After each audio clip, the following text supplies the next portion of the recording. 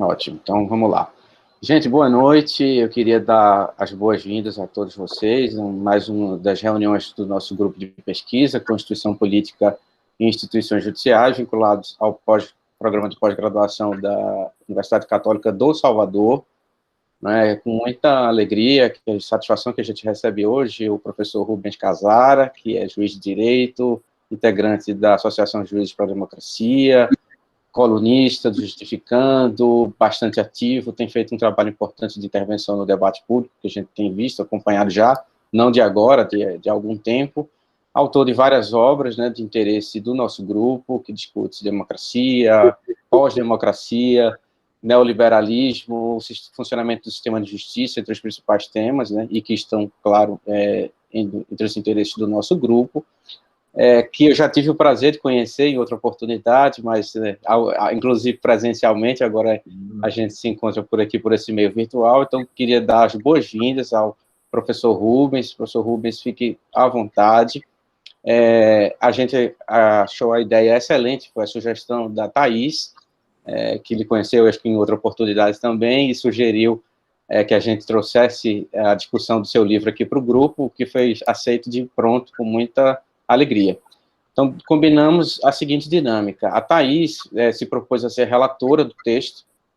Ela vai falar aí entre 10 e 15 minutos. Eu vou pedir para a Thaís ser o mais breve possível, tá? Para a gente aproveitar a presença do Rubens e as perguntas que certamente surgirão dos integrantes do nosso grupo de pesquisa.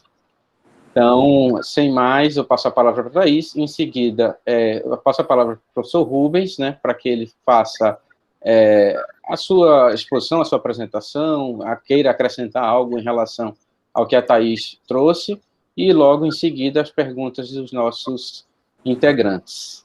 Tá bom? Então, gente, boa noite, obrigado novamente a presença de todo mundo, o grupo fica à disposição. Thaís, a palavra está com você. Oi, gente, boa noite. O áudio tá bom? Todo mundo? Boa noite a todos. Boa noite, professor Douglas. Quero agradecer também, novamente, a presença de Rubens, professor Rubens. Obrigada por ter aceitado o convite. Toda vez eu faço convite, o Rubens sempre, com muita generosidade, aceita todos os convites, sempre está disposto a dialogar. Imagino que deva estar sendo uma rotina bem cansativa, mesmo assim ele sempre está disposto a dialogar, a conversar, enfim. A apresentação vai ser bem breve, inclusive você até me pediu para ser bem sucinta, eu só vou passar mais ou menos uma ideia geral do livro, uma apresentação, e no final, na hora das perguntas, eu deixo para fazer as minhas perguntas e provocações que eu havia separado. O livro, o Estado Pós-Democrático, ele traz uma ideia assim, do neoliberalismo. Isso, para mim, foi inclusive um dos meus primeiros contatos com questões relacionadas à racionalidade neoliberal, que eu tinha lido esse livro há uns 2 anos atrás, mais ou menos. E, enfim, foi um dos meus primeiros contatos que, a partir desse livro, eu comecei a fazer outras leituras. E aí ele faz essa relação entre o neoliberalismo e as instituições democráticas, inclusive trazendo a ideia de que hoje a gente vive uma pós-democracia, uma superação, no caso do Estado Democrático de Direito, e vivemos num estágio de pós-democracia, onde há um esvaziamento ao significado democracia, mas um esvaziamento do conteúdo, das garantias, dos valores que são atinentes ao que seria a democracia. E que isso acontece porque para os detentores do poder, eles precisam desse esvaziamento para governar em si, porque o governo acaba sendo feito indiretamente por esses detentores do poder. Eu percebo que é um livro que tem muita profundidade teórica, muita, assim, você vê que há muitas referências. Laval, ele traz o conceito, esqueci o nome do escritor inglês, Crouch, não me recordo como é que faz a pronúncia, mas é basicamente isso, que a gente não vive uma democracia substancial. como se tivesse alguns aspectos de uma democracia, como a existência de eleições, etc., mas a democracia substancial mesmo, de garantias e de valores, ela não existe mais. Ela é esvaziada para que subsista os interesses dos detentores de poder, em razão que a gente vive no estágio de neoliberalismo, né? Em razão da racionalidade neoliberal. E, assim, a apresentação foi bem sucinta, eu vou deixar para fazer as minhas perguntas no final e passar agora a palavra para o professor Rubens, para ele, enfim, fazer as considerações. Bem, de início, agradecer o convite, Alexandre, Thaís.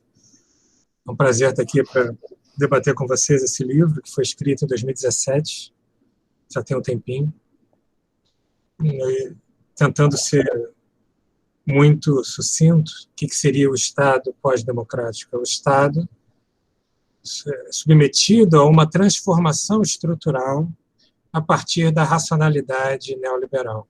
O que eu tenho chamado de racionalidade neoliberal, a partir das obras do Christian Laval, do Pierre Dardot, da Wendy Brown, dentre outros, seria, resumidamente, um certo modo de ver e atuar no mundo que trata tudo e todos como objetos negociáveis, a partir de cálculos de interesse, recorrendo às imagens de empresa de concorrência e visando sempre o lucro, a acumulação tendencialmente limitada, ou a obtenção de vantagens pessoais. Então, o marco normativo dessa racionalidade neoliberal é o marco da ilimitação.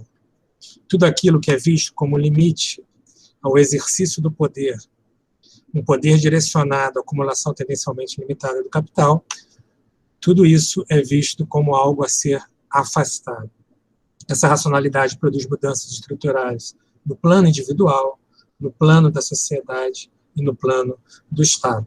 No plano individual, nós temos cada vez mais pessoas que atuam a partir de registros mentais ou de uma economia psíquica que nós poderíamos chamar de psicótica, paranoica ou perversa.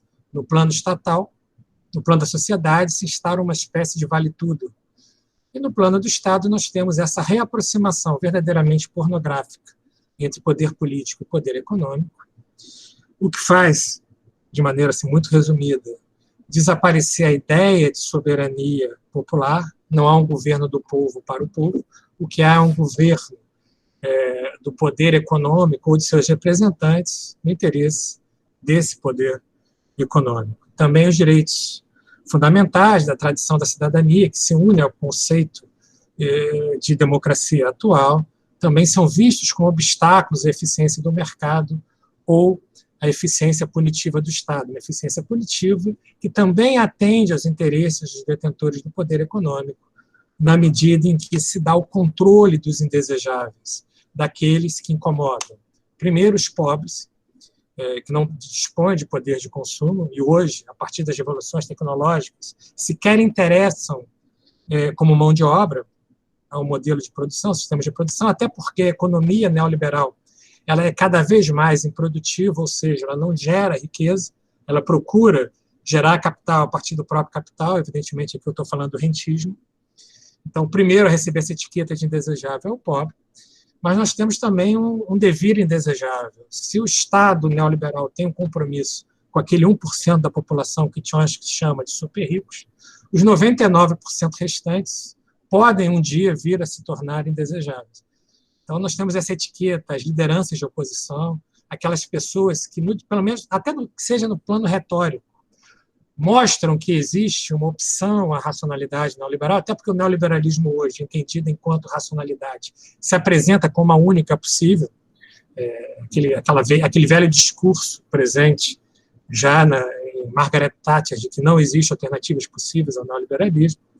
Ele se mantém hoje, a dimensão ideológica do neoliberalismo. Então, essas lideranças de oposição, lideranças de movimentos sociais, lideranças sindicais, intelectuais, professores, qualquer pessoa que possa ser vista como um obstáculo à hegemonia neoliberal pode receber essa etiqueta e se tornar o próximo desejável, inclusive como objeto de investigação e de persecução penal pelas agências estatais. Assim, muito resumidamente, até porque eu acho que o legal desse tipo de encontro é, de fato, o debate, as perguntas e respostas. Eu queria deixar essas primeiras palavras como considerações iniciais. Obrigado, professor. Eu reitero aqui, inclusive, também uma observação que a Thais fez. Acho que a obra é muito fácil de ler, uma leitura agradável, né? Capítulos curtos, que facilitam muito também o encadeamento da leitura. E eu já tinha lido, inclusive, por oportunidade do lançamento, lá em 2017, reli alguns capítulos agora para essa nossa discussão. Acho que, inclusive, capítulos da obra ficaram mais atuais com o governo Bolsonaro, que não se desenhava naquele cenário lá, era um cenário pós-golpe, era um cenário de governo Temer, né, de reformas neoliberais avançando no Congresso. Agora, principalmente a gestão dos indesejáveis, eu acho que nesse tópico o texto ganhou mais atualidade ainda. Mas eu queria primeiro, claro, eu tenho algumas questões para apresentar, mas eu queria abrir a palavra para os nossos integrantes aqui, para quem queira fazer a primeira intervenção aí para o professor Rubens. Quem gostaria? Eu posso começar, Marcos? Por favor, Marcos, se apresente aí. Pronto. Eu sou o Marcos, também faço parte aqui do grupo de pesquisa, eu sou procurador aqui do município de Lauro de Freitas, na Bahia, e estou iniciando aí nessa pesquisa. Douglas me deu a oportunidade de participar do grupo, e aí, enfim, a gente está... Gostei bastante do texto, do livro, e eu fiz poucos questionamentos, só para ser bem sucinto. O texto traz assim que a democracia perdeu seu conteúdo, ela está sendo esvaziada. A gente vive numa democracia, mas só uma democracia de nome, vamos dizer assim. Você não entende, professor, que a alternância de poder e essa visão, uma política neoliberal, ela faria parte do viés democrático também? Qual seria assim o conteúdo da democracia propriamente dita, vamos dizer assim? Porque eu também corroboro com o que foi defendido, mas eu tenho essa ideia de que a política ela tem essa alternância, e isso faz parte da democracia, né? Então, o que é que você entende nesse caso? E um outro questionamento é que, assim, também foi mencionado que há uma imposição da democracia em determinados países do Oriente Médio. Só que em muitos países do Oriente Médio existem violações graves a direitos humanos, né? E não só do Oriente Médio. Então, como é que a gente pode diferenciar, por exemplo, o que seria uma imposição ou se seria realmente uma tentativa de proteção dos direitos humanos, e como é que a gente consegue fazer essa distinção entre essa tentativa de monopólio de vamos dizer assim, de imposição de um Estado ao outro,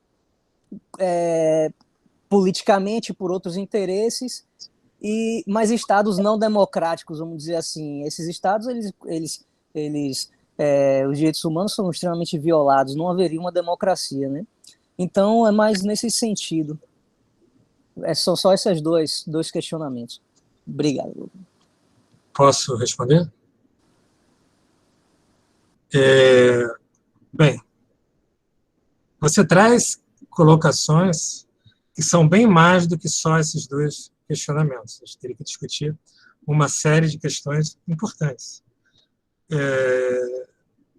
Primeiro, de que democracia nós estamos falando? Segundo, se a democracia traz em si a possibilidade do seu afastamento. Por exemplo, uma postura democrática pode levar ao fim da democracia. Uma terceira questão, também intimamente conectada com o que você está falando, é se a democracia ela pode ser imposta a um povo. Bem, tentando organizar isso. Thaís, o autor a quem se atribui o termo pós-democracia é o Colin Crunch. E ele trabalha a pós-democracia como um simulacro de democracia. Uma democracia algo que se diz democrata, quando, na realidade, nós não temos a própria soberania popular. Existiria, na obra do Gramsci, ele trabalha com a ideia de um governo para as grandes corporações. E aí a gente começa a discutir, um governo para as grandes corporações é um governo democrático? Pode ter eleição. E se essas corporações compram os seus representantes? Se essas corporações... Tem uma decisão famosa do Supremo Tribunal, a Corte Suprema norte-americana, na qual se reconhece às empresas os direitos de liberdade de expressão, inclusive com repercussão política, né? Que as empresas podem patrocinar candidaturas, né? Porque isso seria uma manifestação da liberdade de expressão. Essa decisão é comentada pela Wendy Brown num livrinho muito legal, que agora me fugiu o nome, cuja leitura eu recomendo. Vamos aprofundar. Um país em que existe eleição e no qual os direitos fundamentais são afastados, pode ser chamado de um país democrático? Se a maioria da população quiser que exista, por exemplo, tortura como meio de obtenção de prova, esse país vai ser tido como democrático? Eu acho que o básico para a gente discutir democracia é conceituar de que democracia nós estamos falando e qual democracia seria importante para nós. Eu tenho trabalhado com o conceito de democracia substancial, democracia constitucional, na linha do que faz o Luigi Ferraioli, na Itália, de que a democracia não é mera participação popular na tomada de decisões, o que é fundamental. Participação popular, né? Então, nós estamos tentando resgatar a chamada democracia representativa, porque os representantes não podem ser representantes de corporações, né? Então, para além da participação popular, ele diz que é fundamental, para se falar em democracia hoje, a concretização dos direitos e garantias fundamentais, dos direitos individuais, dos direitos sociais, dos direitos coletivos. E me parece que, de fato, isso é fundamental. Dentro desse conceito de democracia constitucional, de democracia marcada por limites rígidos ao exercício do poder, de qualquer poder, inclusive do poder econômico, e o principal desses limites seriam os direitos e garantias fundamentais, o neoliberalismo, que tem como marco normativo a ilimitação, ele é em si contrário à ideia dessa democracia. Então, mas o povo pode votar em candidatos neoliberais, o povo pode votar no candidato do novo, aqui que quer acabar com o SUS, que quer acabar com o sistema de previdência. É possível? Sim. Mas é aquela questão de que na democracia há a possibilidade de, a partir de princípios democráticos e de discursos democráticos, você chegar ao fim da democracia. A gente tem que ter em mente que Hitler e Mussolini, para citar só dois casos extremos, para não falar do Bolsonaro, foram eleitos com voto popular. Eles não deram golpes tradicionais, né? Não chegaram lá contra a vontade da maioria e tomaram o poder. Tem um livrinho de uns professores liberais, interessante, é porque as democracias morrem. Mas eu estou, essa hora do dia, acabei de vir de uma outra fala, eu estou com a cabeça super cheia. Me fugiu o nome dos autores também, se alguém puder me ajudar, eu agradeço. Mas é um livro que é famoso, tem uma tradução aqui em português. Eles dizem isso, as democracias devem ter mecanismos que evitem de pessoas como Trump e Bolsonaro cheguem ao poder. Mas, às vezes, esses mecanismos falham. E falham a partir de um discurso que a gente pode chamar de formalmente democrático. Então, respondendo à tua questão, me parece que o neoliberalismo, entendido enquanto essa racionalidade que instaura uma espécie de vale-tudo, é incompatível com uma perspectiva democrática. Porque o Estado democrático de direito, para citar só esse modelo, que nasce ali no pós-guerra como uma tentativa de impor limites normativos e evitar o retorno da barbárie, aí vale lembrar sempre o Adorno, que dizia que a única missão que nós tínhamos seria evitar o retorno da barbárie, e nisso nós estamos fracassando, o Estado democrático de direito ele se caracteriza pela existência desses limites ao exercício do poder. Então, eu não posso fazer algo que leve à morte de alguém, eu não posso fazer algo que viole a dignidade da pessoa humana. Nós temos ali deveres de não fazer e deveres de fazer que derivam da Constituição e são fundamentais à caracterização do Estado democrático de direito. E o neoliberalismo é contra esses limites. Vai frontalmente contra esses limites. Afasta esses limites. Percebe esses limites como uma ameaça à acumulação tendencialmente limitada e a esse projeto de obtenção de vantagens pessoais.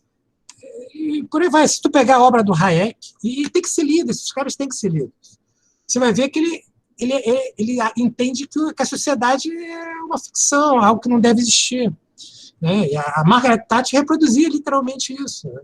A sociedade não importa, o que importa são os indivíduos. Só que a sociedade, a formação de nexos, a formação de laços sociais, é condição de possibilidade do reconhecimento daquilo que, por exemplo, Laval e Dardot chamam da esfera do comum, da esfera do inegociável. A gente só pode falar em comum a partir de uma perspectiva que reconheça a importância da sociedade. Né? O que seria o comum? O comum é aquilo que nós todos somos responsáveis pela Constituição, e não só pela Constituição, mas também pela manutenção. Aquilo que diz respeito a todos nós. No plano normativo, qual seria o comum? Se o marco normativo do neoliberalismo é a ilimitação, o marco normativo do comum é a possibilidade de existirem princípios, regras e valores inegociáveis. Os direitos fundamentais, aqueles direitos inerentes a cada um de nós pelo simples fato de termos nascido com vida, são a dimensão normativa do comum.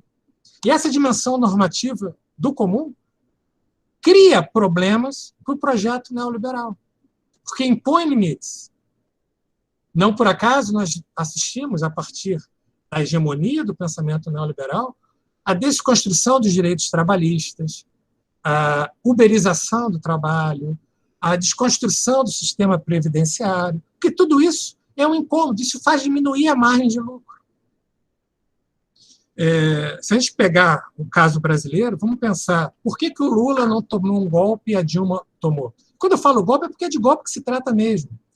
Nós tivemos um procedimento de impeachment sem a existência de um crime de responsabilidade. Eu não estou falando que a conduta da Dilma não foi...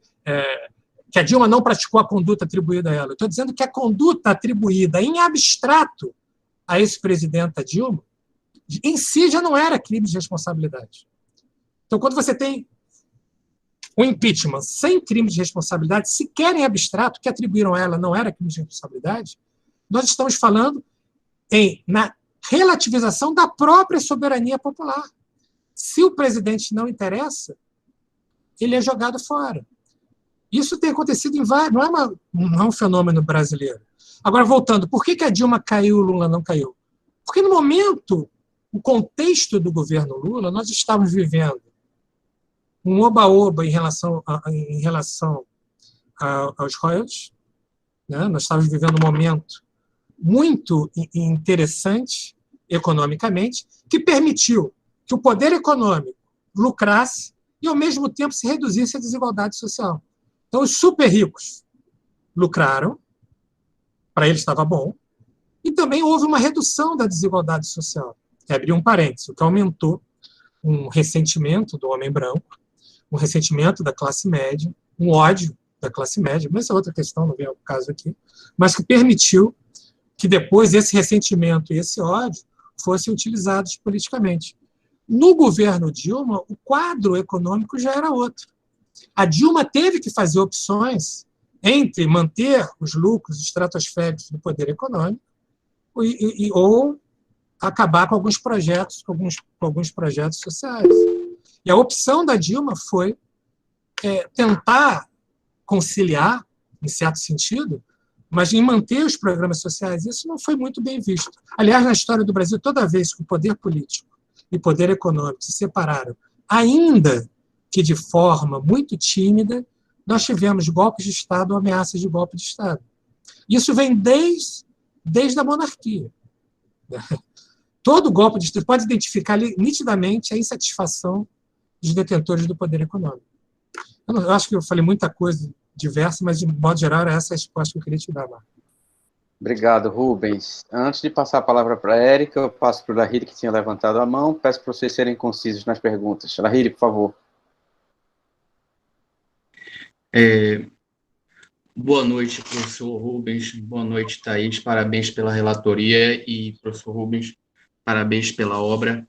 Eu achei muito interessante e tem assuntos que me interessam bastante. Entre eles, o senhor aborda uma questão sobre, e até traz Byung-Chul Han para falar sobre a questão da pós-democracia. E aí eu fiz a relação com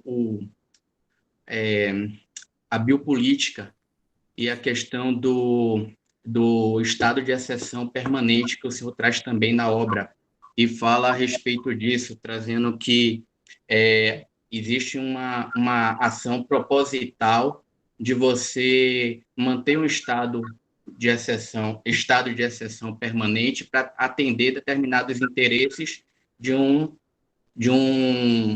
política neoliberal. E aí o que o professor Douglas trouxe no início, para mim, falando sobre a realidade atual do país, onde a gente tem uma pandemia e onde a gente tem também um aprofundamento dessas práticas biopolíticas.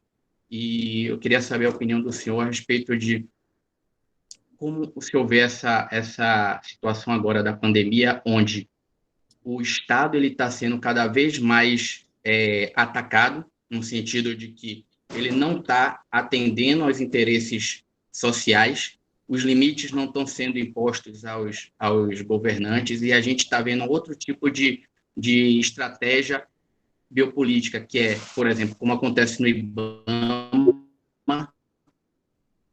e na saúde. Você não ataca a democracia diretamente, você sabota ela com a estrutura, você gera um colapso no sistema, você gera um colapso as pessoas que são os fiscais do meio ambiente não conseguem trabalhar, na saúde, os profissionais de saúde não conseguem trabalhar porque não têm os recursos. Então, na verdade, você não muda por lei, não dá um golpe, não faz, você vai minando o Estado. Eu queria saber essa opinião do senhor sobre essa questão atual. Obrigado, Lahiri. Professor? Agradeço a pergunta, Lahiri. O estado de exceção é a forma jurídica do neoliberalismo. Aliás, tem um livro interessantíssimo do Rafael Valim que tem esse título. Isso, dizendo de outra forma, dizer que o neoliberalismo é marcado por essa ilimitação. Se instaura uma espécie de vale-tudo que leva ou que permite uma acumulação também tendencialmente limitada. O problema é que se busca essa acumulação tendencialmente limitada no planeta em que os recursos são limitados. Então, por acaso, se a gente seguir por esse caminho, o capitalismo vai acabar, não porque a gente optou por algo melhor, mas porque o planeta Terra acaba, ou pelo menos nós humanos vamos deixar de existir. A pandemia é uma crise sanitária, é uma crise política, é uma crise ética, é uma crise social. Como toda crise, é em si um momento de decisão. É um ponto de... A etimologia da palavra crise está lá, era um momento de decisão. Na Roma Antiga, crise era aquele momento em que o doente, a partir da doença, ou ele se recuperava, ou ele morria. Então, sempre a crise é um momento que nós podemos tomar aquilo como um ponto para seguir por um caminho ou adotar uma via alternativa. A questão é que a gestão da pandemia ela se dá dentro dessa racionalidade neoliberal, ou seja, a partir de cálculos de interesse. E são cálculos de interesse que admitem a morte, o matar diretamente e também o deixar morrer. E esses cálculos de interesse visam, como toda a racionalidade neoliberal, lucro ou vantagens pessoais. Não por acaso, Foucault vai trabalhar o neoliberalismo em 1973 no livrinho chamado Nascimento da Biopolítica. né? Ele identifica o que ele vai tratar como uma governamentalidade, a partir das suas pesquisas sobre a biopolítica. E se a gente for ler hoje o Ackman Mbembe, lá inspirado em Foucault, na biopolítica, quando ele fala em necropolítica, ele está falando também em cálculos de interesse que admitem a morte, ou um matar direto do Estado, ou um deixar morrer, no interesse dessa racionalidade neoliberal. Então, eu acho, como você percebeu, Lahiri, desculpa. Lahiri. É de onde seu nome?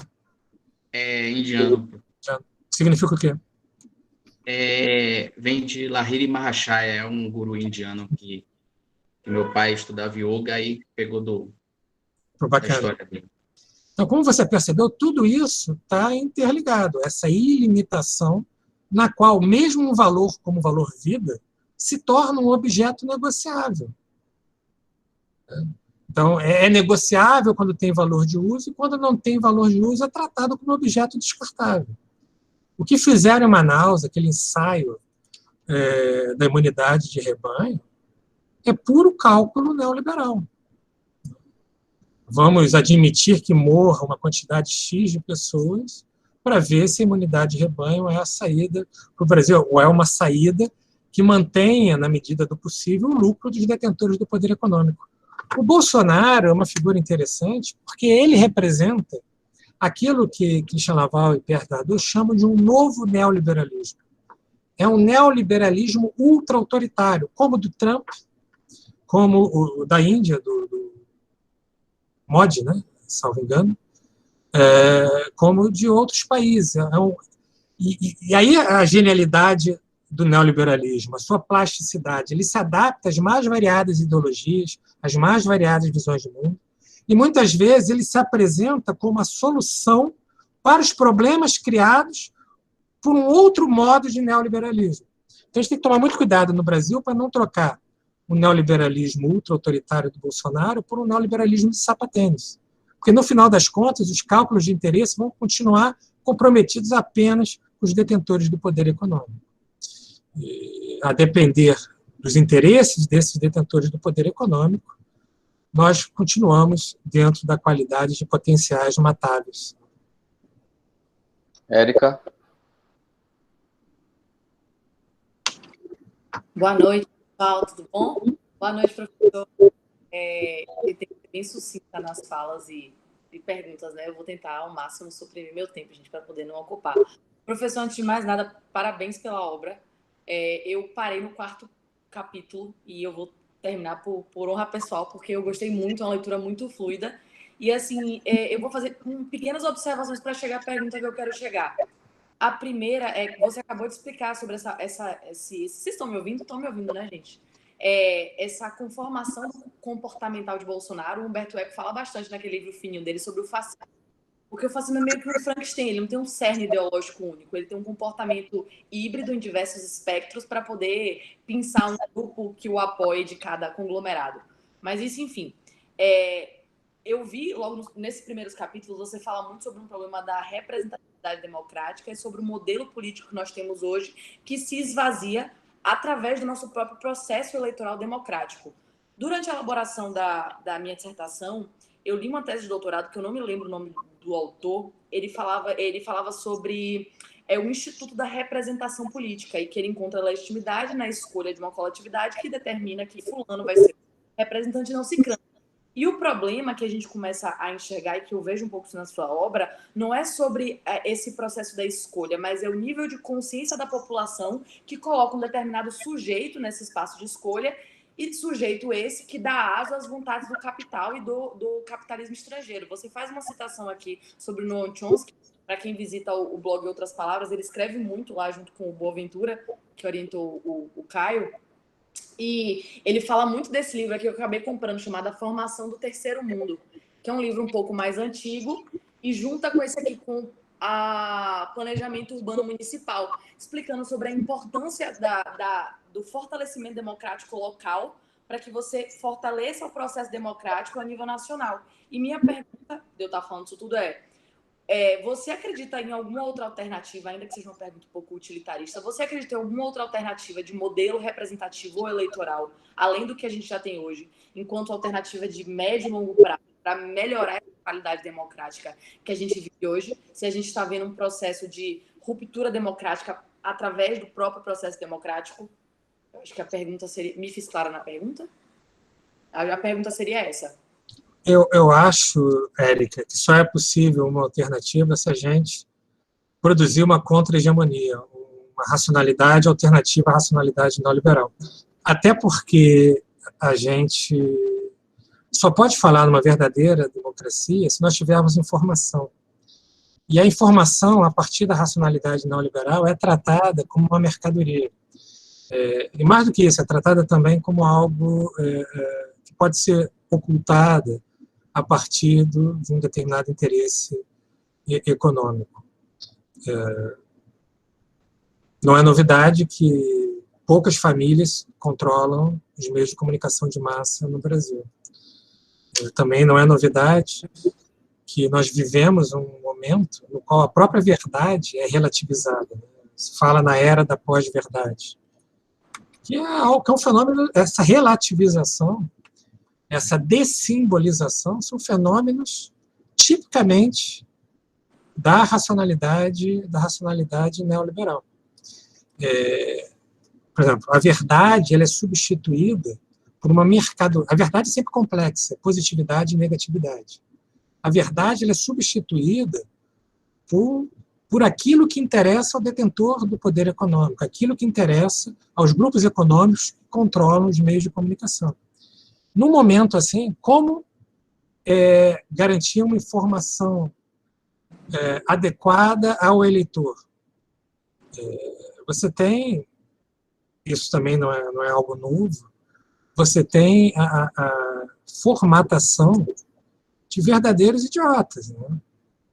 Nós vivemos um processo, uma idiosubjetivação, a produção de pessoas que devem cada vez menos conseguir refletir. Isso tem uma funcionalidade política. Vocês estudaram Hannah Arendt, né? A questão da banalidade do mal, daquela ação sem reflexão, da pessoa ser incapaz sequer de perceber o mal que está produzindo no cotidiano. Tudo isso está ligado a um imaginário e uma normatividade neoliberais. Aliás, esse é o tema desse meu novo livro, que eu lancei esse ano, chamado Contra a Miséria Neoliberal. Como a gente consegue propor um modelo alternativo se nós somos incapazes de parar para refletir? Se nós somos formatados para agir sem reflexão? Se nós somos formatados para consumir sem parar para refletir? Quer dizer, aquele momento da dúvida, né, de você parar para pensar, será que eu estou certo, será que eu estou errado? Isso cada vez mais é retirado de nós. Então isso é profundamente preocupante. Então, nós só poderíamos adotar um modelo alternativo, ou mesmo resgatar a ideia de uma democracia representativa, minimamente representativa dos interesses da população e não dos interesses das corporações, das grandes corporações, se a gente mudasse essa maneira de pensar e de agir no mundo, se a gente mudar essa racionalidade. De nada adianta mecanismos de democracia direta se as pessoas forem levadas a acreditar que os aliados são inimigos e que os inimigos são aliados. Isso não é fácil de se produzir. Vocês conhecem o sobrinho do Freud?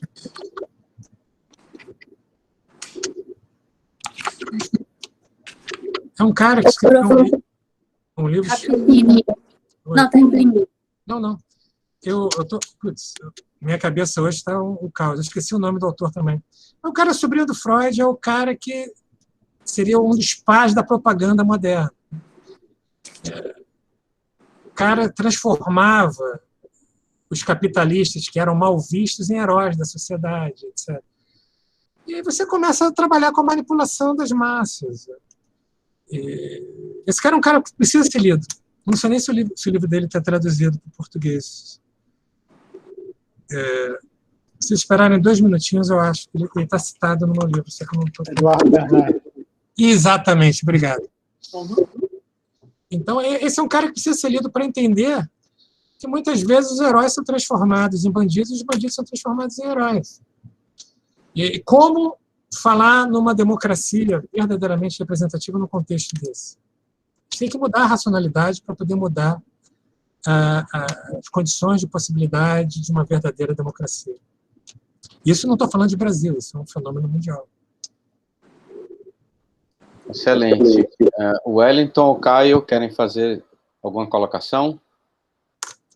Caio, você que é o cara do neoliberalismo do STF, está lançando uma obra a respeito. A tese do Caio, professor, é sobre o Supremo Tribunal Federal, pós-88, como um dos agentes nacionais do neoliberalismo. É isso, mas pelo que eu estou acompanhando, acho que a definição de neoliberalismo que eu utilizo é um pouco diferente dos autores que o Rubens Casari está utilizando. Enfim, eu acho que tem muitas definições de neoliberalismo, né? Tem aquela definição mais de Foucault, tem os autores que você citou, que embasam a sua definição. Eu utilizei uma definição bem simples, que é, na verdade, que é neoliberalismo como um conjunto de políticas do Estado, né? E aí mais relacionado a privatizações e tal. Reforma trabalhista, tudo isso está dentro de uma lógica de pensamento, etc., mas eu utilizei uma definição menor. Eu não consegui ler tão bem o livro, mas eu consegui ler a introdução e os capítulos iniciais. Sem dúvida, um trabalho muito bom, né? Pensar que ele foi feito em 2017, logo após o impeachment, né? O golpe de 2016, então muito recente, já apontando que não era só uma crise, né? Era uma mudança mais geral de modelo, né? Então, quem fala que é um ajuste, uma crise pontual, na verdade, está tentando mascarar o que representou aquilo ali para o regime brasileiro, que é, na verdade, um regime pós-democrático, né? Um regime pós-democrático que tenta manter as aparências de democracia, não é isso? Então, geralmente as coisas tentam aparentar como elas não são, né? Se você não quer mudar, sair da democracia dizendo que está saindo da democracia, você quer sair da democracia aparentando que é simplesmente um rito formal, etc, etc.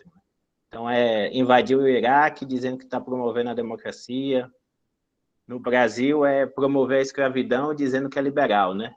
Essas coisas que a imagem é uma coisa e a prática é outra, né? E tem até, em relação ao regime pós-democrático, eu acho que as eleições de 2018 também foram interessantes nesse sentido, né? Porque não houve a eleição livre, né? Aquela definição mais singela de democracia de eleição livre. Tem um livro do André Singer que foi lançado, ainda não consegui ler, mas eu assisti algumas palestras dele sobre ciência política e tal. A eleição livre não houve, né? Um candidato foi eliminado e o próprio tribunal, o próprio STF reconheceu que essa eliminação foi ilegal, né? Então, não foi uma eleição livre e reconhecida oficialmente enquanto tal, né? Então, uma eleição irregular que o STF reconheceu como tal. A única pergunta que eu faria, Rubens Casaga, seria em relação a como você vê o Brasil, né? Nesse processo do neoliberalismo, né? Eu confesso que eu não consegui ler o livro todo, mas como você vê as diferentes formas que o neoliberalismo se manifesta na Europa, nos Estados Unidos e na América Latina, né? A minha impressão é que eles se manifestam de forma diferente em cada país, né? O neoliberalismo, sei lá, em países da Europa que passaram por tradições social-democratas, décadas e décadas de social-democracia é uma coisa, os Estados Unidos a mesma coisa, né? O Brasil é diferente, né? Enfim, você vê diferenças em como o neoliberalismo se implementa no Brasil e em relação a outros países ou não? Ou é um processo global bastante semelhante? Essa é uma pergunta. Bem, assim, de maneira muito, muito resumida, uma das principais características do neoliberalismo, entendido dentro dessa minha linha, dessa minha chave de leitura, como uma racionalidade, é a sua plasticidade. Ele se adapta as várias necessidades, ou as várias tradições, as várias ideologias. Então, nós podemos ter um governo neoliberal fundamentalista religioso. Nós podemos ter um governo neoliberal ultra-autoritário. Nós podemos ter um governo neoliberal progressista. Então, é assim, no Brasil, eu acho que parece haver um certo consenso que o Bolsonaro não era o candidato ideal do poder econômico, mas era o candidato possível a partir da tradição autoritária em que a sociedade brasileira está lançada. A sociedade brasileira é uma sociedade secularmente autoritária. A Marilena Chauí tem um livrinho muito legal da década de 90, que diz que o mito fundador da sociedade brasileira é um mito autoritário. E, de fato, nós não tivemos rupturas democratizantes. Nós adotamos no Brasil aquilo que Lenin e Lukács chamam de via prussiana, acordos de cima para baixo, que mudam formalmente com o objetivo de mudar o menos possível. Né? A nossa república, por exemplo, foi proclamada por militares ligados ao governo da monarquia. Não estavam lá, não foi o povo que foi lá para cortar cabeças. Nada próximo disso. Pois bem, então há diferenças. O neoliberalismo ele vai colonizando e vai se utilizando de elementos de cada país na tentativa de se estabelecer. E, às vezes, dentro do mesmo país, nós temos modelos diferentes de neoliberalismo. Basta pensar Obama, neoliberalismo progressista, Trump, neoliberalismo ultra-autoritário, muito parecido com o neoliberalismo do Brasil, sem respeitar qualquer limite democrático, qualquer verniz democrático, e Biden, retorno ao neoliberalismo progressista, embora muitos analistas estejam apontando o plano Biden como um plano de ruptura com o neoliberalismo. Não me parece que seja assim, me parece muito cedo para fazer essa análise. A gente tem que ver, de fato, qual o compromisso do governo Biden com aquilo que eu estou chamando aqui de racionalidade neoliberal. Volto a insistir. Um modo de ver e atuar no mundo que trabalha com cálculos de interesse visando lucro ou vantagens pessoais. Acumulação tendencialmente limitada. O Estado pós-democrático, o Estado neoliberal, ao contrário do que muita gente pensa, não é um Estado fraco, não é um Estado apequenado, não é aquele Estado pensado pelos teóricos do liberalismo clássico. É um Estado que tem que ser um Estado forte. Só que é um Estado forte voltado à satisfação dos interesses dos detentores do poder econômico. Tem que ser um Estado forte até para emprestar dinheiro nas crises sistêmicas do capital ao detentor do poder econômico. Todo mundo lembra aqui do Estado brasileiro emprestando dinheiro para banco. Tem que ser um Estado forte. Tem que ser um Estado forte para exercer o controle das populações indesejáveis. Então, o Estado penal é um Estado fortíssimo, um Estado grande, não é um Estado enfraquecido. E dentro dessa lógica, respeitado esses cálculos de interesse visando lucro ou vantagens pessoais, visando satisfazer os interesses dos detentores do poder econômico, não vejo muita diferença do ponto de vista para etiquetar de neoliberal o governo do Obama e etiquetar de neoliberal o governo do Trump. Quem é Trump? Trump é uma marca que foi levada a ser o presidente dos Estados Unidos. O Trump é o próprio poder econômico exercendo diretamente o poder político. Isso tem uma funcionalidade genial. Já pensaram em termos de corrupção? Analisar o fenômeno da corrupção a partir dessa linha, dessa chave de leitura do neoliberalismo? Se no neoliberalismo há uma reaproximação entre poder político e poder econômico, a própria ideia de corrupção muda. Qual é a ideia tradicional? Você tem o detentor do poder econômico, você tem o detentor do poder político. O detentor do poder econômico chega com a mala de dinheiro para o detentor do poder político e diz: olha, eu quero alguma medida que vai me favorecer. Aí vai lá o detentor do poder político e faz isso. Fingindo ser representante da população, está atuando como representante do poder econômico. Quando é o próprio detentor do poder econômico que exerce diretamente o poder político, não tem a mediação do dinheiro, não tem dois elementos. Ele vai lá e faz o que interessa ao poder econômico diretamente, dizendo que está atuando em nome do interesse público. Então é Trump, é Berlusconi na Itália, é o próprio detentor do poder econômico exercendo diretamente o poder político. Então, há diferenças, Caio, entre os vários países, mas são diferenças que são instrumentalizadas, são colonizadas pela racionalidade neoliberal. Então, a tradição autoritária da sociedade brasileira foi colocada a serviço do poder econômico, porque não havia um outro candidato limpinho, progressista, do neoliberalismo progressista, capaz de ser eleito. Então, se utilizou a tradição autoritária para levar ao poder um candidato como Bolsonaro. Não por acaso, o ministro da Economia do Bolsonaro é o Guedes, que é um Chicago Boy, alguém que esteve ligado lá ao Chile de Pinochet. É a confirmação explícita de que a economia brasileira, que o Estado brasileiro está a serviço dos detentores do poder econômico. Eu vi que Lahiri e Thaís levantaram as mãos, mas antes eu queria saber se o Wellington quer fazer a intervenção, até porque ele está com 4 horas de fuso na nossa frente, já deve estar bastante cansado, 5, né? Desculpa, 5 horas. Nossa participação internacional direto de Estocolmo, então, por favor, aí, Wellington. Professor, boa noite a todos. Eu não tive a oportunidade de dizer, né, um olá a todo mundo. Eu li o livro com muita atenção, é uma leitura muito fluida, como os colegas colocaram, e eu tenho algumas preocupações. Eu acho que são 2, mas eu vou tentar estender para 3 para ficar mais fácil. A primeira delas é com relação ao conceito de Estado democrático. Eu senti a falta de uma caracterização desse Estado democrático baseado em dados. Há muitos autores e muitos conceitos.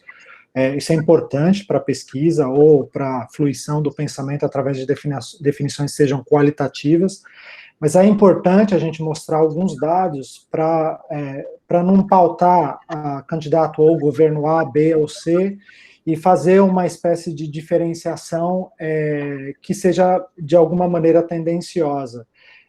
Eu entendo 2016 como um problema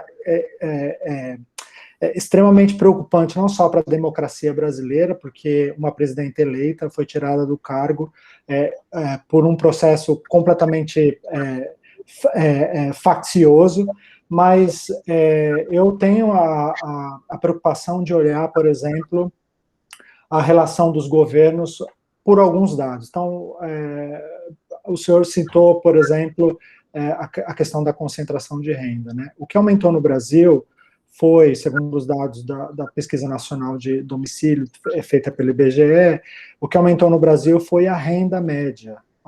O índice de Gini, ele continua no patamar de mais de 0,5. Isso significa uma alta concentração de renda.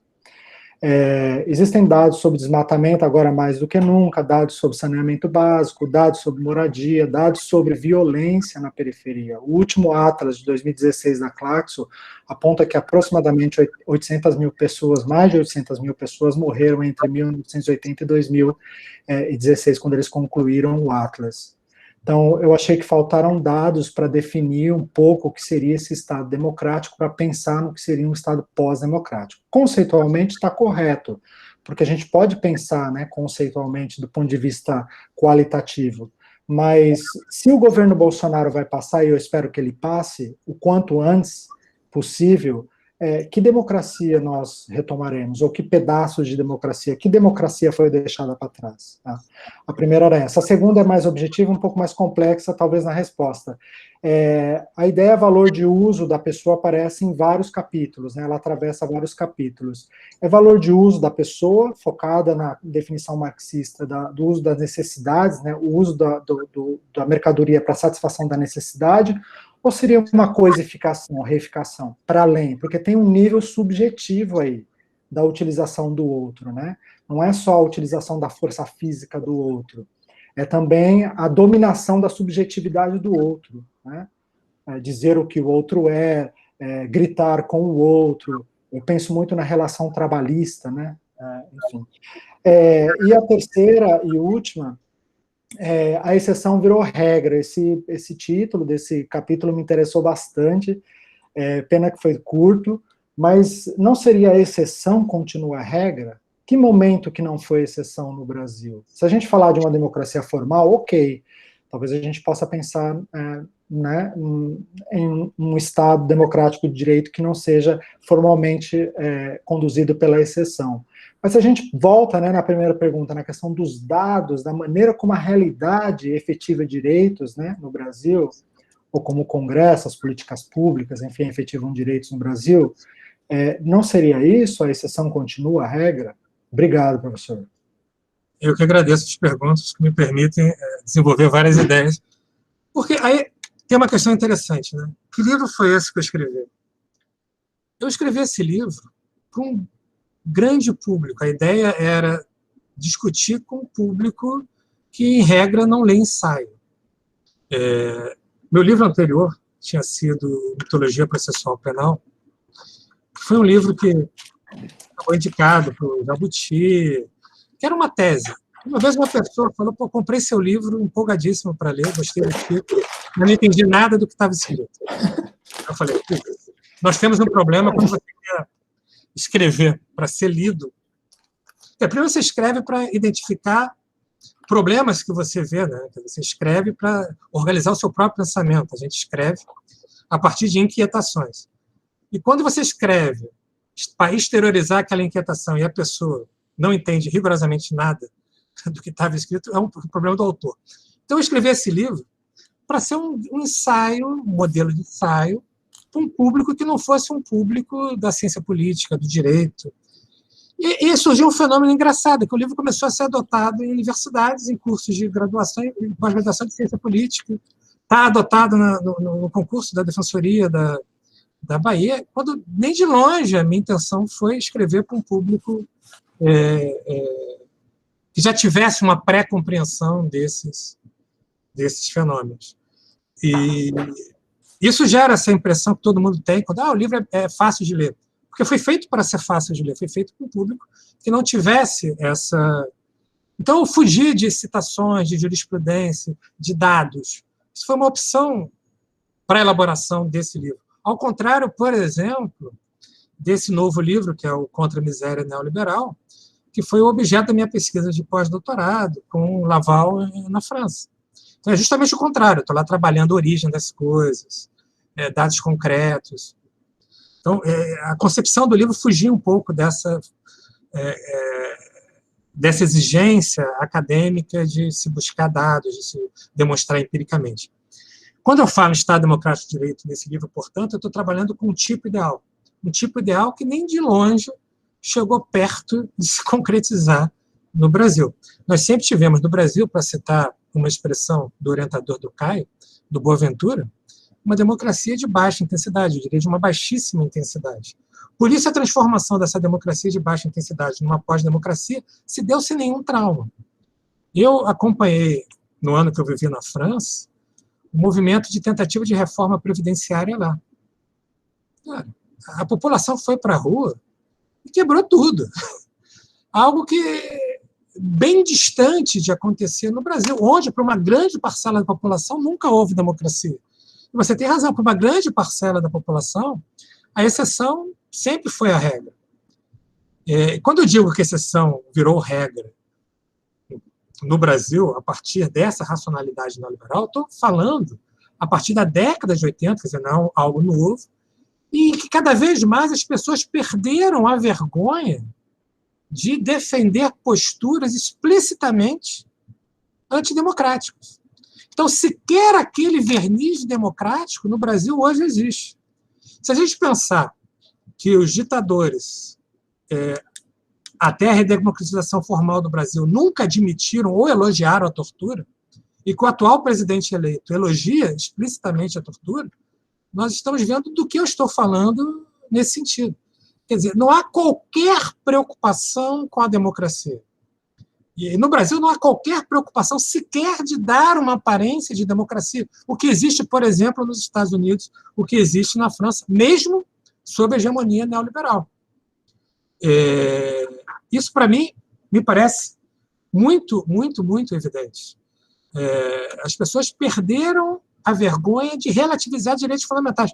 Eu sou juiz há 20 anos. Completo 20 anos esse ano. Quando eu entrei, nós tínhamos uma magistratura extremamente conservadora, mas que procurava dar em suas decisões um verniz democrático. Então, falava em ampla defesa, mesmo negando ampla defesa, falava em contraditório, mesmo negando em concreto contraditório. Hoje, essa preocupação desaparece. As pessoas admitem, por exemplo, prisões com o objetivo de conseguir delações premiadas, e falam isso expressamente nas decisões. Percebam, isso é pré-kantiano. Eu não estou falando de nada revolucionário, eu não estou falando de Marx. Estou falando de Kant, dignidade da pessoa humana, da vedação, da instrumentalização da pessoa. E as pessoas no Brasil perderam isso explicitamente, descaradamente. Na França ainda continuam, pelo menos do ponto de vista retórico, defendendo isso. Nos Estados Unidos é a mesma coisa.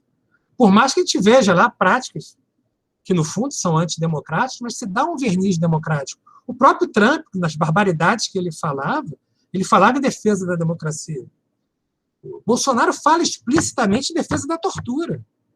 Fala explicitamente em intervenção do judiciário. Acabar com o Supremo Tribunal Federal. Né? Eu espero que o povo diga o que quer. Faz ameaça direta.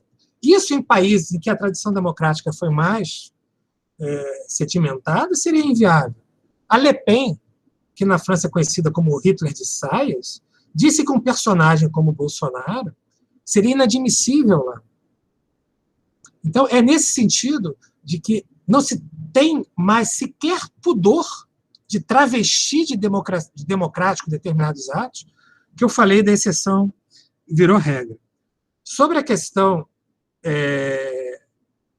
das pessoas tratadas como objeto, evidentemente estou falando de reificação, estou tentando dialogar, embora eu acho que nesse livro eu nem faça isso diretamente com Alex Honneth, de Frankfurt, etc., a questão da reificação, das novas reificações. São pessoas que são tratadas como mercadorias quando se vislumbra algum tipo de valor, de uso, de utilidade para aquelas pessoas. Quando são pessoas que não têm utilidade, elas são descartáveis, são pessoas matáveis.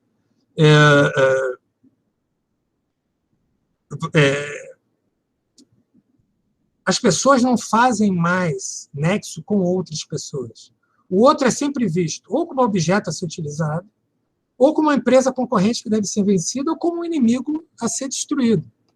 Então, é nesse sentido. Eu não entrei numa maior...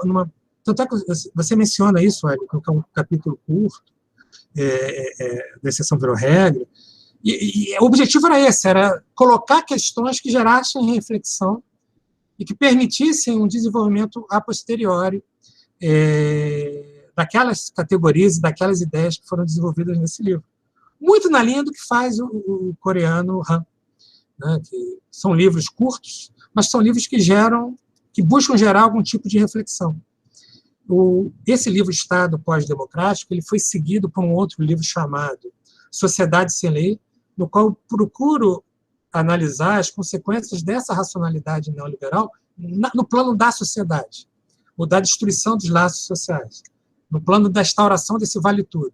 E tem um terceiro livro, que deve sair ano que vem, que é a racionalidade neoliberal no plano do indivíduo, que eu estou chamando provisoriamente de idiosubjetivação. E esse livro ficou um pouco atrasado, porque eu senti necessidade e vontade de escrever um livro de intervenção, que foi o Bolsonaro, Mito e Sintoma, que eu lancei ano passado, que era um livro para discutir o fenômeno do Bolsonaro. Um livro que eu escrevi a partir de uma conversa com o Laval sobre um livro sobre o Trump, que tinha acabado de ser lançado nos Estados Unidos, na França, desculpa. Um livro, e minha cabeça agora, de fato, está faltando, grande filósofo francês, maoísta, vamos lá, quem me ajuda? Escreveu a Hipótese Comunista.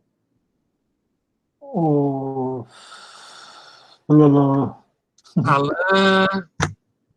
Nossa! É hoje. Alain Badiou. Alain Badiou, exatamente. Que foi um senhorzinho de quase 90 anos, que eu tive o prazer de conhecer, uma mente ainda muito ágil, e que ele falou que agora ele tem necessidade de fazer esses livros curtos de intervenção no momento político. É uma coisa que eu sentia falta aqui no Brasil, a gente não tem essa tradição. Aliás, a gente não tem tradição nem de fazer uma coisa como essa, que é submeter um livro de autor brasileiro à crítica de pessoas que estão estudando o tema. A gente tem um problema com isso no Brasil. Uhum. Aliás, a crítica acadêmica, as pessoas têm uma vergonha de fazer crítica ou de apontar falhas, quando eu acho que isso é super bacana, né? Faz parte de qualquer perspectiva emancipatória, né? Colocar em questão tudo que está sendo produzido. O brasileiro não lê autor brasileiro, muito menos se digna a fazer comentários sobre autores brasileiros. Nesse sentido, dar os parabéns a esse grupo de pesquisa.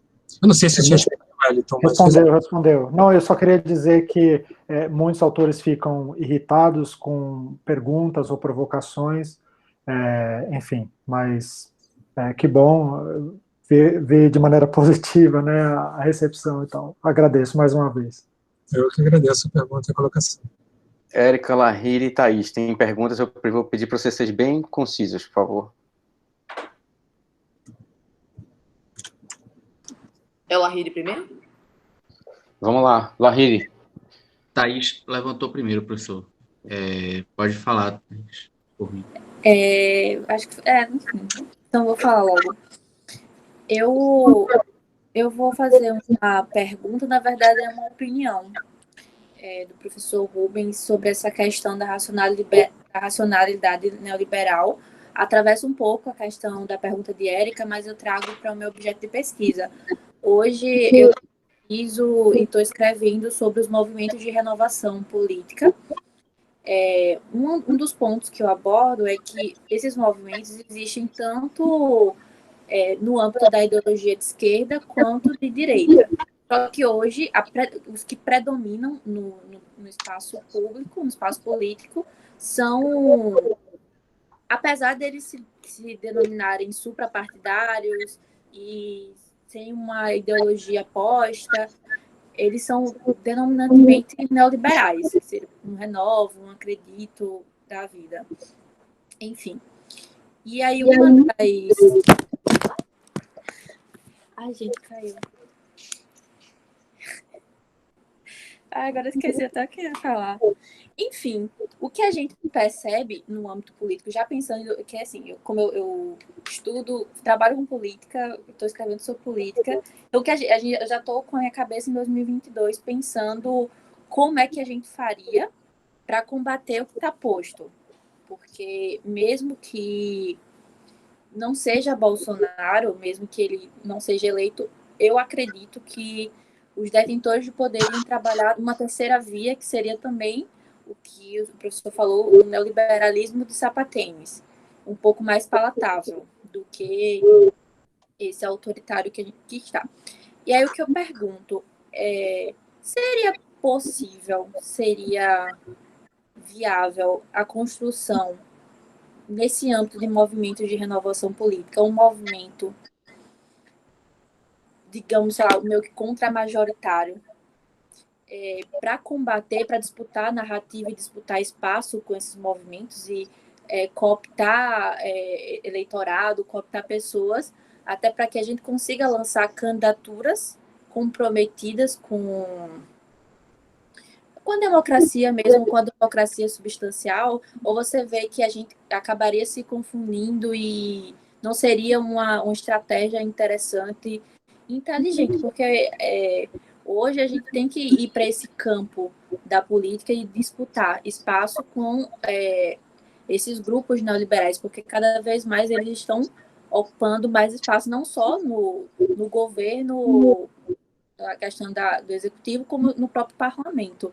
E isso interfere nas decisões políticas que estão acontecendo, né? Como reforma da Previdência, agora vai ter a reforma administrativa. Não sei se eu consegui explicar mais ou menos o meu raciocínio, mas foi basicamente isso. Obrigado, Thaís. Não, vamos fazer em bloco, o Lahiri e a Érica na sequência, e o Rubens responde os três.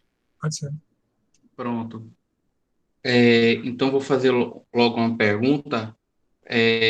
Professor, eu vou fazer algumas perguntas aqui, porque foi minha dissertação abordou um pouco esse tema, então me interessa muito. Eu fiquei muito feliz com a leitura da obra do senhor, assim, me ajudou bastante a entender coisas que eu estava estudando. Então, quando o senhor fala sobre a relação entre o poder político e poder econômico, aí me veio na cabeça, que foi que eu abordei, que é a relação entre as empresas, os conglomerados de comunicação. O senhor fala sobre como se fosse tipo uma oligarquia atual, onde você tem pequenos grupos de empresas que dominam a política internacional, que é o Facebook, o Google, o Twitter e outras empresas de comunicação. E aí teve uma questão recente que foi a lide entre o Facebook e a Austrália sobre a taxação das notícias nas redes sociais, que eles não pagavam. E aí me vem na cabeça o seguinte, que nessas empresas, elas acabam se retroalimentando com as fake news, com essa desinformação, porque ao mesmo tempo que elas se dizem combater essas práticas, elas se beneficiam dessas práticas, porque quanto mais o fluxo de desinformação em suas redes, mais elas lucram, mais elas monetizam com essa circulação. Então, elas não têm tanto interesse em acabar com a desinformação, porque a desinformação beneficia e gera lucro para elas. Então, é como se fosse uma simbiose entre a empresa, ela lucra dos dois lados. Ela lucra dizendo que está combatendo a desinformação, um falso combate, ao mesmo tempo que ela lucra recebendo essas desinformações. E aí minha pergunta vem, com essa associação entre essas empresas com o poder econômico, o poder político, ela talvez seja a principal ameaça atual das democracias, porque o que é que a gente está vendo, por exemplo? A Colômbia recentemente passou por isso com essa polarização. Quanto mais a polarização, mais benéfico é para essas empresas, mais elas lucram, porque silencia os outros. É como se o debate ficasse entre dois grupos e você silencia uma terceira via. Então, você tem que escolher entre A e B. Não tem uma outra opção. E aí você tem Peru agora com a eleição que é polarizada entre dois grupos. Você tem o próprio Estados Unidos que teve a polarização anteriormente. Então, eu queria saber a posição do senhor, o que o senhor entende sobre isso, sobre essas empresas e a relação delas com o poder, se há necessidade, por exemplo, de você ter uma normatização internacional, um controle dessas mídias sociais de uma forma global ou não. E eu, na verdade, teria outra pergunta, mas pelo tempo acho que eu passo para a Érica, e se der tempo eu pergunto depois.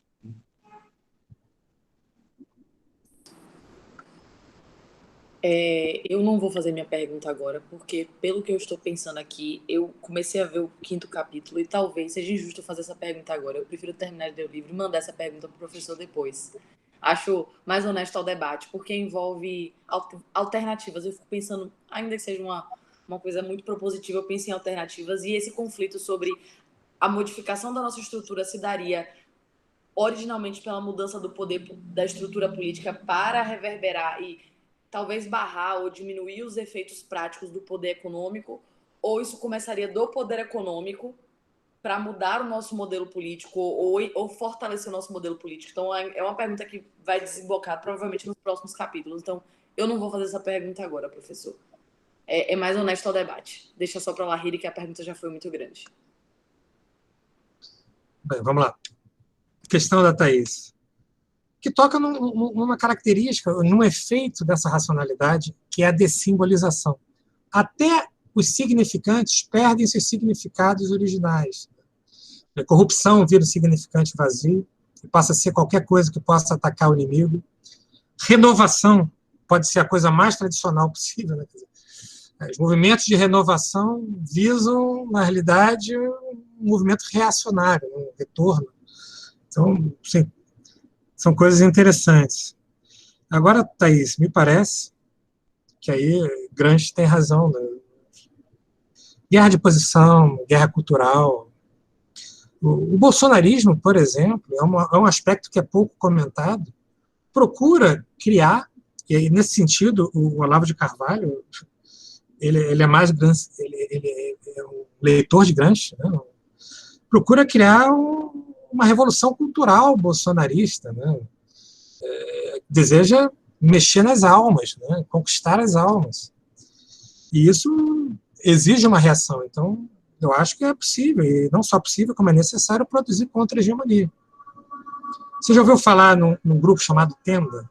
ou Tenda das Mulheres, é um grupo de mulheres, a partir de uma perspectiva interseccional, que buscam criar lideranças, ou cursos de formação de lideranças, etc., a partir de uma perspectiva dessa esquerda interseccional, né?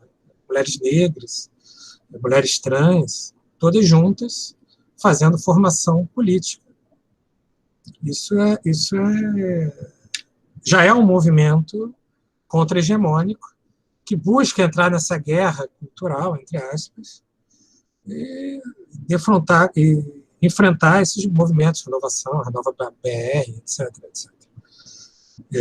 Então, acho que é fundamental produzir essa contra-hegemonia e abrir espaço para essas outras vozes e outras perspectivas.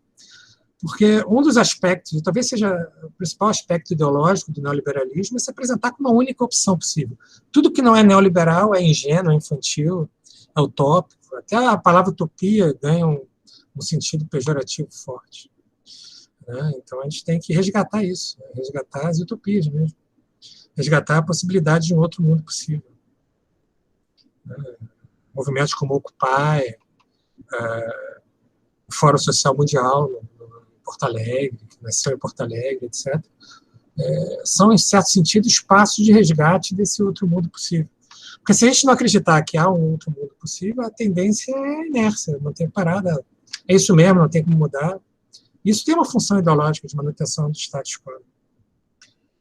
A segunda questão, eu acho, cara, que a gente tem que estudar profundamente o poder numérico, o poder digital. Eles estão intimamente ligados ao poder econômico. E se a gente não tiver atenção voltada para isso, a gente não tem nem chance de fazer contra-hegemonia. A gente ficou muito tempo à esquerda discutindo como tomar os meios de produção material.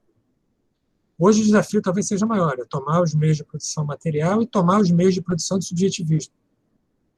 A maior derrota da esquerda, no Brasil, pelo menos, não foi do ponto de vista material. Se tu pegar a opinião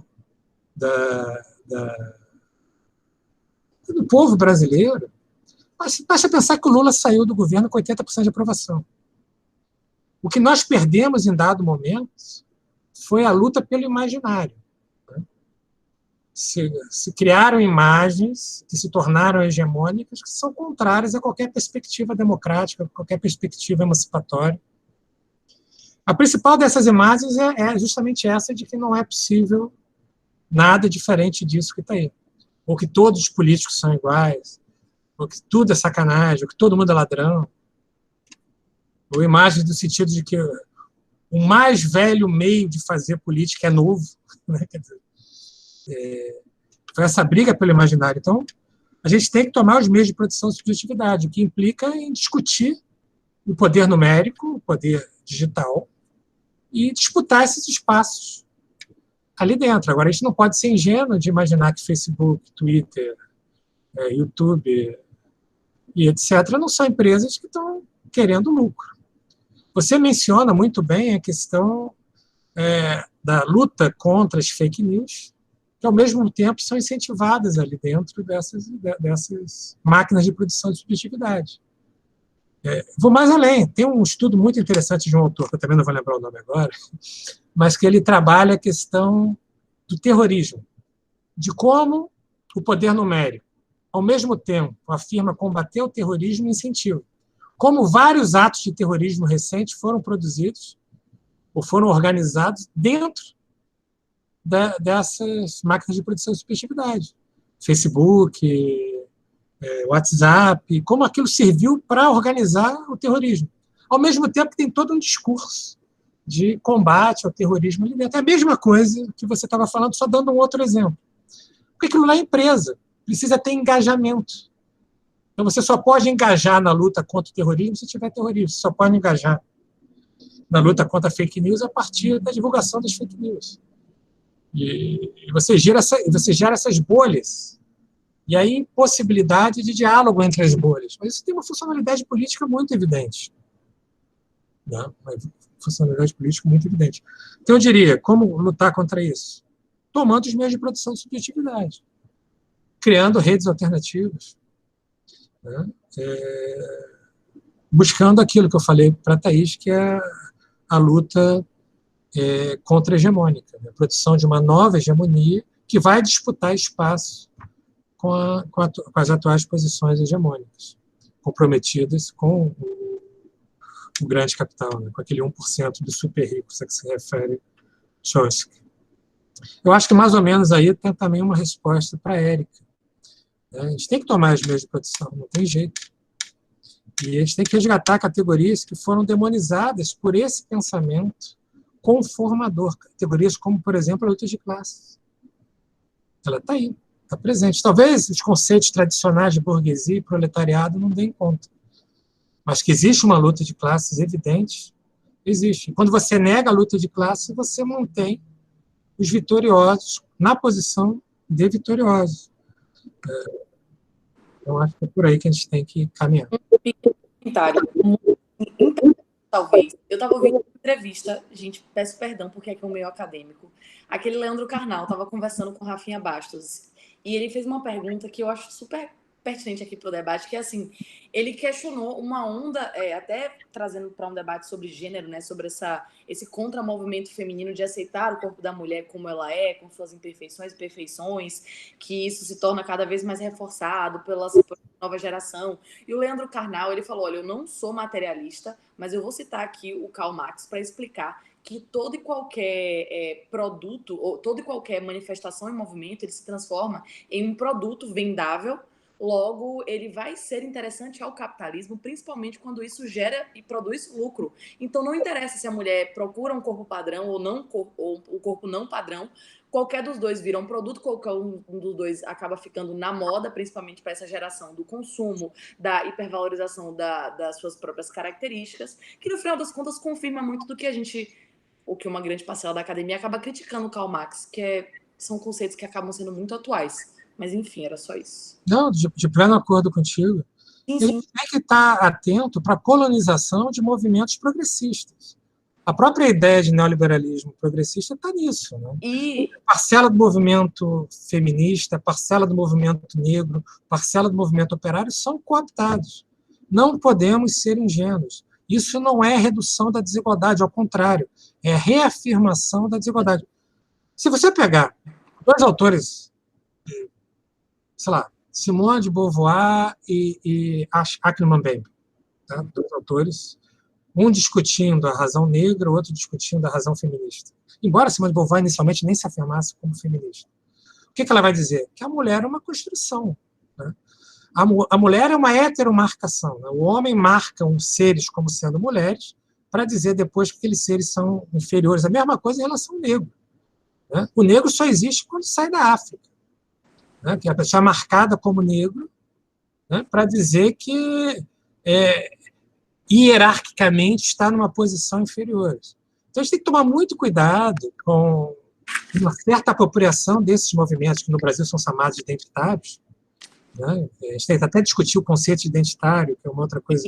Isso fortalece um ponto sobre isso que eu não é o empobrecimento do imaginário, que às vezes alguns dos debates utópicos, ideológicos e não tão materiais acabam sendo afastados por uma necessidade de discurso imparcial, o falso discurso imparcial do capital, exatamente como uma forma de você reafirmar esse poder capitalista de uma forma muito obscura. Eu vinha debatendo isso há algum tempo, mas mais para o debate eleitoral, que essa nova onda de crítica política, de crise democrática, as pessoas têm fortalecido muito para se parecerem equilibradas um discurso negacionista sobre espectros ideológicos, qual seja de esquerda e de direita. Não sou de esquerda, não sou de direita, sou mais equilibrada de centro. E esse discurso negacionista sobre a perspectiva ideológica partidária, ele fortalece o conglomerado do centro, que é o centrão, que é hoje quem acaba, no final das contas, sendo um dos fiel da balança para a manutenção do próprio Bolsonaro. E eu falo, as pessoas, quando não se posicionam, elas legitimam o fortalecimento desse grupo oculto, desse sujeito oculto que é o capital. É essa a minha sensação. Duas coisas, Érica. Eu acho que você está correto, acho que a gente tem que discutir isso. E tem que discutir com seriedade. Porque, vamos pensar, muita gente hoje se declara conservadora. O que é ser conservador num país com a desigualdade que nós temos, com o racismo que nós temos, com o sexismo que nós temos, que mata a população LGBT como o nosso país mata? Uma coisa é ser conservador, com medo de mudanças, porque se alcançou um certo patamar civilizatório. Outra coisa é ser conservador no Brasil, né? É uma coisa terrível.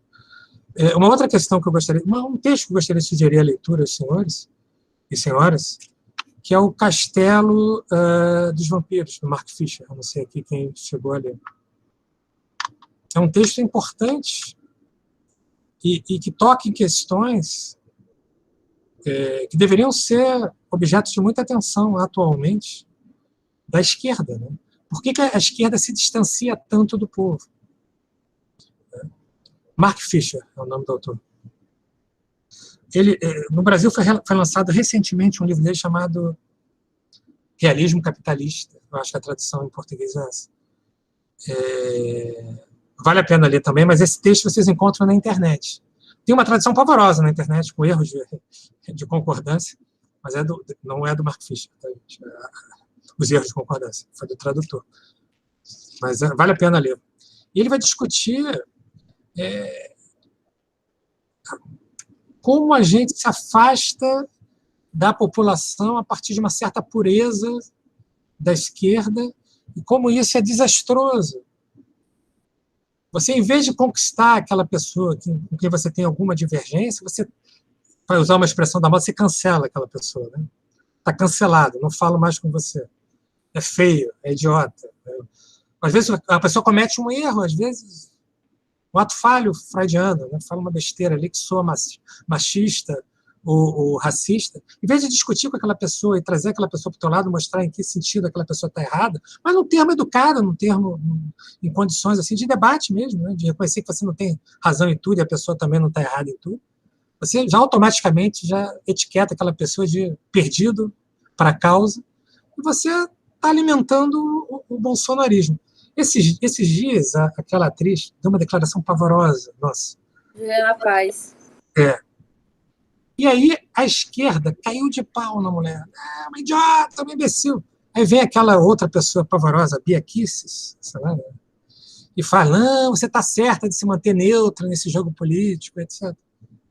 Então, se estrategicamente a gente perde para a Bia, a gente vai ganhar de quem, né? Quer dizer, a gente tem que discutir isso com calma, né? Quer dizer, nem todo mundo tem a mesma visão de mundo que a gente, e a gente muitas vezes está equivocado também. Essa pureza que parte da esquerda quer trazer para si, que impede alianças, né? Ou que só fortalece projetos pessoais de poder, é um equívoco tremendo no jogo político atual. Professor, desculpe, qual é o nome do livro? Qual é o nome do esse agora que você está mencionando? É um texto que vocês encontram na internet, chamado O Castelo dos Vampiros, se não me engano. Certo. É Mark Fisher, o nome do autor. Mark Fisher é um artista inglês que se suicidou, assim, numa baita crise de depressão.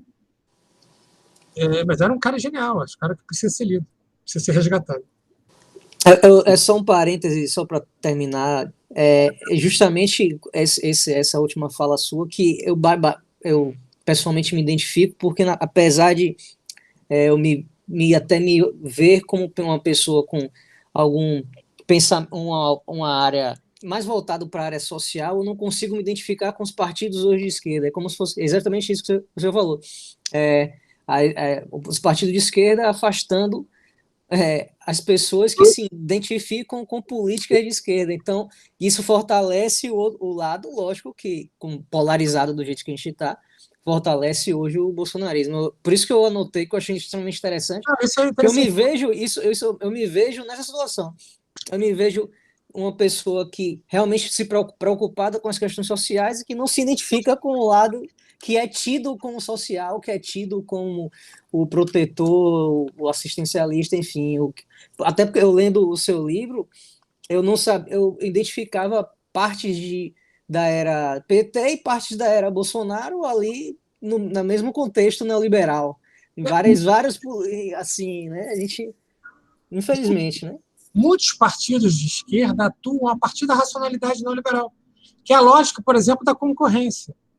Você vê um aliado, eventual aliado, e você vê aquele eventual aliado como um concorrente, alguém a ser vencido quando não destruído. Você vê, mesmo com a ameaça do Bolsonaro, no momento em que o Bolsonaro já indicava que seria eleito, ou que contava com grande apoio popular, a esquerda não foi capaz de formar um bloco consistente. Vou usar um exemplo, que já caiu até no plano da piada, o Ciro vai para Paris, nesse momento. Né? Quer dizer, são projetos pessoais de poder que excluem qualquer possibilidade de uma aliança democrática, ou uma aliança da esquerda, do centro-esquerda, contra o Bolsonaro. E olha, estamos caminhando para algo parecido. Né? É interessante notar isso com essa dificuldade, esse purismo da esquerda e a dificuldade de formar uma frente ampla, né? Quando ela é mais necessária do que nunca. Mas eu gostei muito de parte da sua última fala, Rubens, em relação a essa questão exatamente do purismo da esquerda e grandes contingentes populacionais que se afastaram dos partidos, como os neopentecostais, né? A gente vê posturas, por exemplo, de partidos majoritários de esquerda e até partidos mais jovens, mas que perderam boa parte do seu contingente em virtude disso, né? Determinadas posturas que se mostravam anti-religiosas, etc.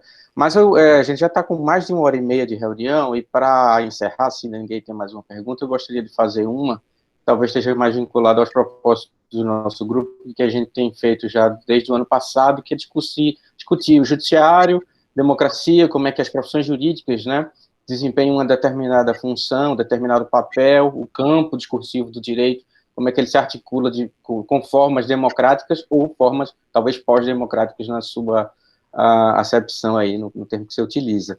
E eu sei que o seu texto traz esse lado, acho que o Prova e Verdade explora até mais o sistema de justiça, como é que os juristas e a formação jurídica conservadora que temos no Brasil, derivada, né, do regime escravocrata, de uma linguagem muito fechada, muito hermética, que inclusive se articula, e há interesses muito claros de classe, com classe média e classe alta, isso está no comportamento dos juízes, mais do que na linguagem, né, está na forma como os juízes se relacionam, de uma sociabilidade própria.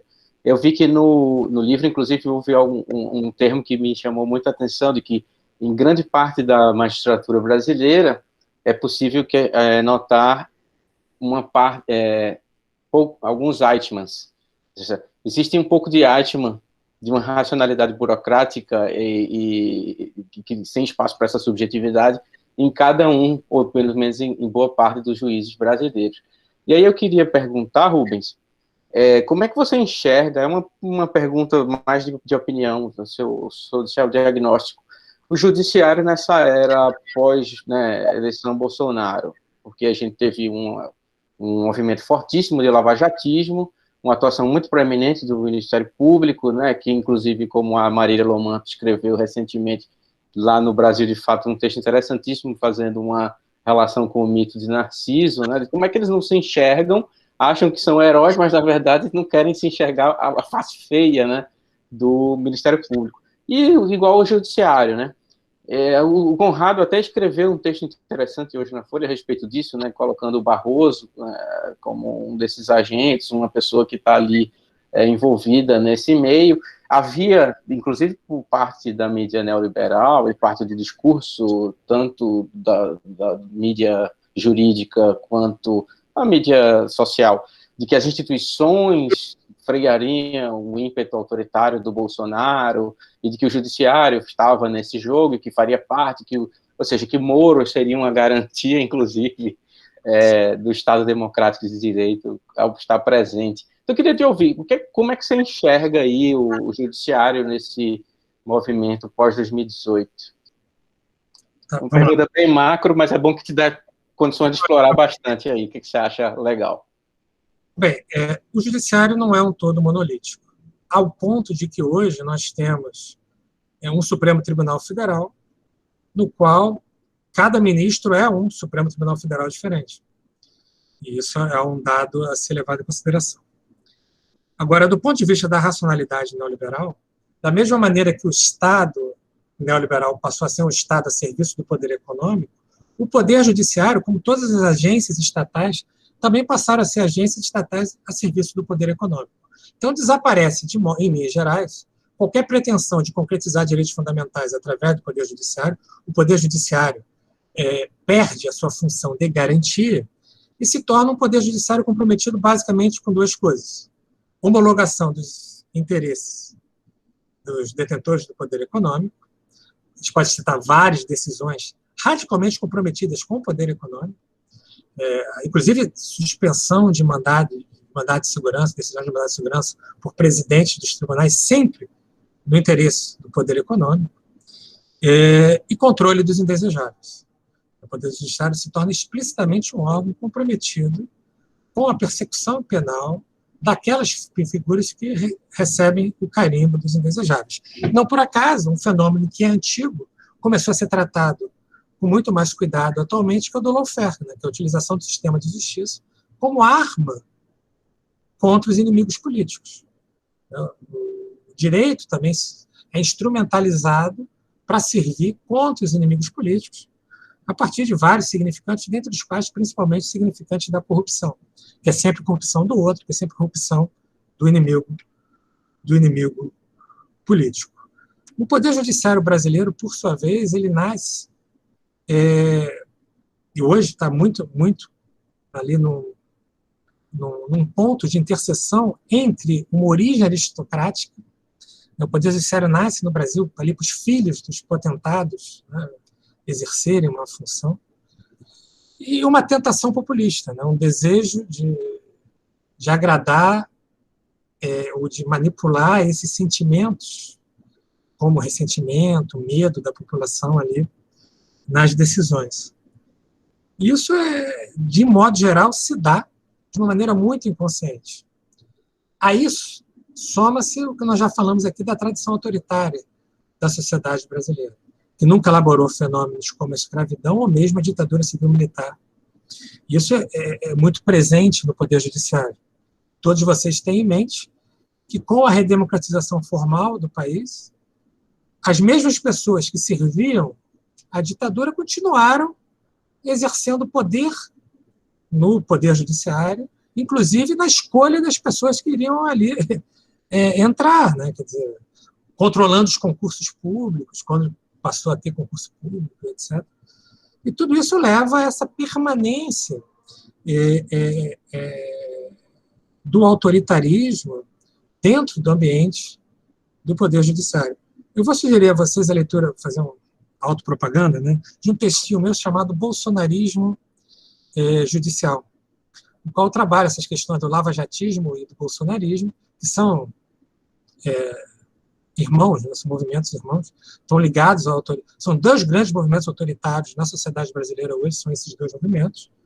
Muita gente diz que o bolsonarismo nasce do lavajatismo, acho que não, mas são movimentos muito próximos, né? Esse texto está no meu livro do Bolsonaro, Mito e Sintoma, e está também em alguns livros, em alguns sites que vocês encontram na internet. Então, é um texto fácil de encontrar. Vocês botam lá Bolsonarismo Judicial, vocês vão ver que vocês conseguem encontrar gratuitamente, porque eu trabalho justamente essa transformação do Poder Judiciário no momento do crescimento do bolsonarismo. Alexandre, eu vou pedir assim, milhões de desculpas, mas eu estou assim, acabado. Eu preciso urgentemente comer alguma coisa também, beber algo. A gente que agradece, professor, novamente a sua disposição e as respostas, todo o conteúdo, foi excelente o debate. Nosso grupo é pequeno, mas deu para notar que é muito consistente também. Acompanhou muita pergunta, né, Douglas? Muita coisa. E registrar aqui a presença do professor Jadson, que entrou em seguida, estava em aula. Foi um prazer para a gente ouvi-lo. Bom, nossa reunião está gravada e vai estar disponível depois no YouTube. Boa noite para todos vocês. Bom dia, já é dia. As indicações. Bom dia para você, Wellington. Os livros a gente pode indicar no grupo, porque eu estou com esse também do Diogo Sardinha, que fala sobre pós-democracia. Um queridíssimo amigo meu. É muito bom. Grande filósofo português, radicado em Paris. E eu vou mandar foto no grupo dos livros. Esse é genial, esse livro. Excelente. A Thaís tinha sugerido o Rafael Valim para a gente ler também, de repente a gente chama ele para um bate-papo aqui também. O livro dele também é da mesma coleção desse livro do Diogo. E um livro bem legal de ler. Fácil, curto, fininho, exatamente. Maravilha. Gente, um abraço, então. Tchau. Foi ótimo o encontro. Tchau, tchau. Obrigado novamente, Rubens. Obrigado. Tchau, pessoal. Boa noite. Boa Valeu. noite. Até mais, viu? Boa noite para todos. Valeu. E Tudo aí, certo, Arrigo? né, professor? Tudo Já certo. recebeu, não recebeu, professor? Tá gravando aqui, eu vou mandar Eu vou- para você. Pronto. Fala no Zap. Valeu.